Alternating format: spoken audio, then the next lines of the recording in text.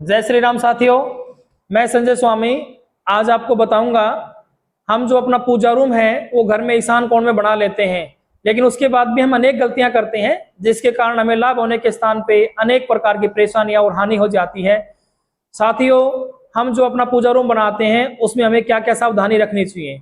सबसे पहले आपका जो पूजा रूम है उसमें आपको अनेक देवताओं की फोटो जो लगा लेते हैं वो हमें नहीं लगानी चाहिए।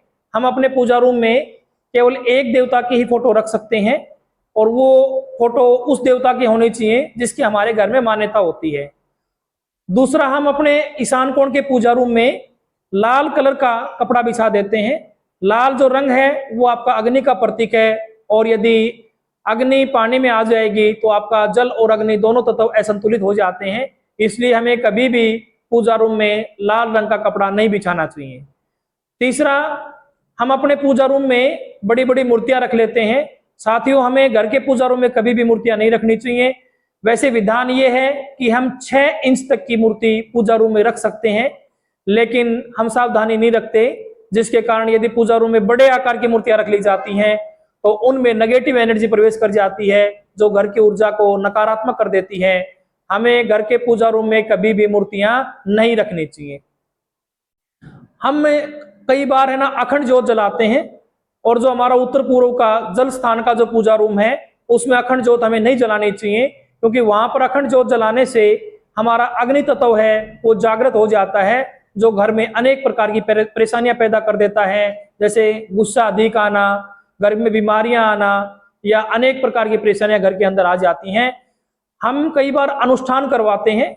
अनुष्ठान हमारा 7 दिन, 10 दिन, 11 दिन, 21 दिन का जो करवाया जाता है, हम अपना उत्तर पूर्व का जो कमरा है उसमें अनुष्ठान शुरू करवा देते हैं और वहां भी हम अखंड ज्योत जलवा देते हैं। साथियों, हमें अनुष्ठान कभी भी उत्तर पूर्व के कोने में नहीं कराना चाहिए, क्योंकि उत्तर पूर्व के कोने में अनुष्ठान करवाने से हमारे घर में अनेक प्रकार की बीमारियां और परेशानियां आ जाती हैं। इसके कारण हमें कई बार धन का भी बड़ा लॉस हो जाता है। इसलिए हमें कभी भी ईशान कोण के पूजा रूम में अनुष्ठान नहीं करवाना चाहिए।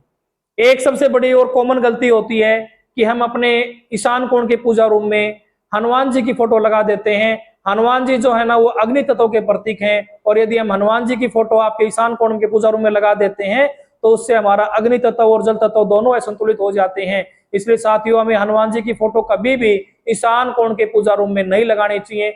अब आप कहेंगे, अगर कोई हनुमान जी का भक्त है तो वो पूजा पाठ कैसे करे?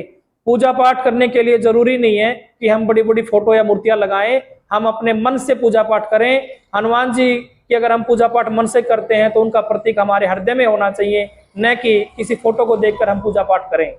इसलिए साथियों, छोटी छोटी बातों का अगर हम ध्यान रखते हैं तो हम जिस पर्पज के लिए पूजा रूम आपका ईशान कोण में बनाते हैं वो पूरा हो सकता है।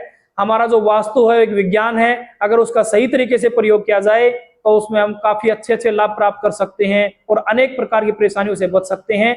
यदि हमारे द्वारा दी गई जानकारी आपको अच्छी लगे तो हमारे चैनल को सब्सक्राइब करें, लाइक करें और अपने साथियों को शेयर करें।